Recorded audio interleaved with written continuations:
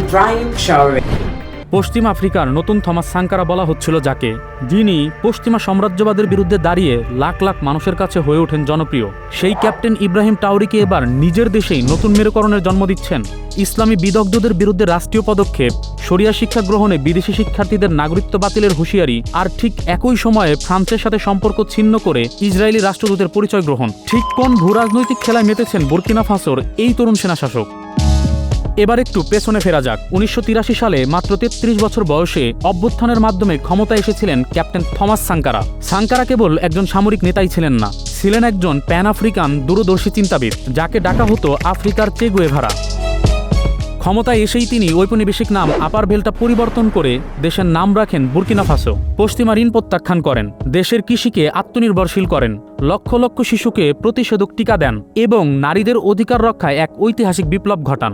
রাষ্ট্রীয় খরচ কমাতে তিনি রাষ্ট্রপতির দামি গাড়ি বিক্রি করে দেশের সবচেয়ে সস্তা গাড়ি ব্যবহার করতে শুরু করেন। কিন্তু ১৯৮৭ সালে আন্তর্জাতিক চক্রান্ত ও নিজস্ব সহকর্মীর বিশ্বাসঘাতকতায় মাত্র ৩৭ বছর বয়সে হত্যাকাণ্ডের শিকার হন তিনি। সাঙ্কারার মৃত্যুর প্রায় ৩ দশক পর ২০২২ সালে আফ্রিকার রাজনীতিতে আবির্ভাব ঘটে ৩৪ বছর বয়সী তরুণ সেনা কর্মকর্তা ক্যাপ্টেন ইব্রাহিম ট্রাওরে। আন্তর্জাতিক সংবাদ সংস্থা রয়টার্স এবং আল জাজিরার তথ্য অনুযায়ী উগ্রপন্থী হামলা ও সরকারের ব্যর্থতায় অতিষ্ঠ হয়ে ওঠে বুর্কিনা ফাসোর তরুণ সৈন্যরা। ঠিক তখন কোবরা স্পেশাল ফোর্সের ক্যাপ্টেন ইব্রাহিম ট্রাওরে এক রক্তপাতহীন অভ্যুত্থানে তৎকালীন প্রেসিডেন্ট পাল হেনরি দামিবাকে উৎখাত করেন। ক্ষমতা পেয়েই তিনি ফরাসি সেনাদের দেশ থেকে বের করে দেন এবং পশ্চিমা আধিপত্যকে রুখে দাঁড়ান। রাতারাতি গোটা আফ্রিকায় তিনি থমাস সাঙ্কারার মতো এক বৈপ্লবিক নায়কে পরিণত হন। সম্প্রতি ট্রাওরে সরকার রিলিজিয়াস ফ্রিডম ল নামে একটি কঠোর আইন পাশ করে ধর্মীয় প্রতিষ্ঠানের ওপর রাষ্ট্রীয় নিয়ন্ত্রণ আরোপ করেছেন।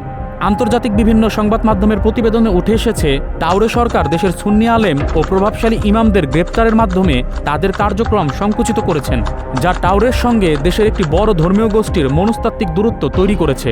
অন্যদিকে আফ্রিকার প্রভাবশালী সংবাদ মাধ্যম মডার্ন ঘানার তথ্য মতে ট্রাওরে এক ভাষণে স্পষ্ট জানিয়েছেন, বুর্কিনা ফাসো সংবিধান কোনো ধর্মীয় আইনের অধীন থাকবে না এবং শরিয়া আইন চালুর যে কোনো চেষ্টা প্রতিহত করা হবে।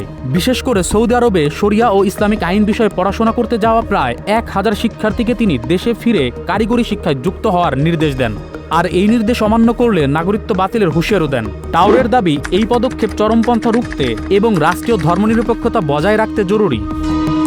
তবে সবচেয়ে বড় আলোচনা সমালোচনার তৈরি হয় ইসরায়েলের সঙ্গে সম্পর্ক নিয়ে।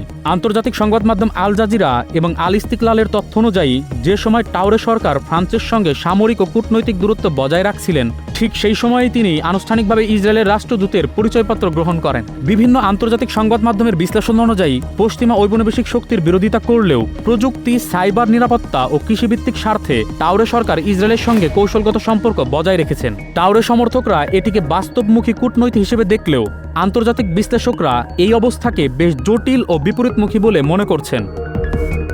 একদিকে পশ্চিমা সাম্রাজ্যবাদ বিরোধী জাতীয়তাবাদী পরিচয়, অন্যদিকে দেশের অভ্যন্তরে ধর্মীয় ধারার উপর কঠোর নিয়ন্ত্রণ এবং ইসরায়েলের সঙ্গে কূটনৈতিক ভারসাম্য। ইব্রাহিম ট্রাওরের এই নীতি বুর্কিনা ফাসোকে সত্যিই কি কোনো স্থিতিশীল ভবিষ্যতের দিকে নিয়ে যাবে, নাকি দেশটিতে তৈরি করবে নতুন কোনো রাজনৈতিক সংকট? আপনার কি মনে হয় জানান কমেন্টসে।